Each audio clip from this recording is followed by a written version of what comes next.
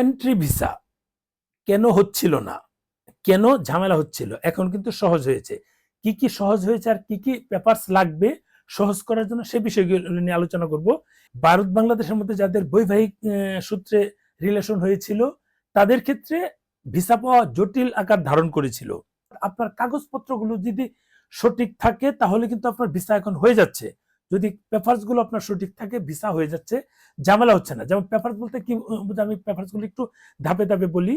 যেমন আপনার পাসপোর্টের প্রথম শর্তই ছিল যে স্বামী এর পাসপোর্টে স্ত্রীর নাম, স্ত্রীর পাসপোর্টে স্বামীর নাম থাকতে হবে। এটা এখন শিথিল হয়েছে। যেহেতু শিথিল হয়েছে, এখন আপনাদের কি করতে হবে, আপনাদের যে হাজবেন্ড ওয়াইফ সম্পর্ক আছে সেটা প্রমাণের জন্য আপনাদের কাবিননামা লাগবে। কাবিননামা লাগবে, এই কাবিননামা না থাকলে কিন্তু হচ্ছে না। কাবিননামা অবশ্যই লাগে। বাকি যেগুলো কাগজ লাগে আপনার টুরিস্ট ভিসা করার জন্য, বাংলাদেশে যিনি আছেন টুরিস্ট ভিসা করার জন্য যে পেপারস গুলো লাগে সমস্ত পেপারস গুলো দিবেন। অতিরিক্ত পেপারস হচ্ছে আপনার কাবিননামা দিবেন। যদি ভারতে যিনি আছেন হাজবেন্ড থাকে যদি বা স্ত্রী থাকে, যেই থাক, উনার ভোটার আইডি কার্ড, ওনার পাসপোর্টের কপি, ওনার বিদ্যুৎ বিলের কপি, ওনার আধার কার্ড, ভোটার কার্ড যাই থাকুক সেগুলো সহ দিবেন। কোনো কিছু বাদ রাখবেন না, গ্যাপ রাখবেন না।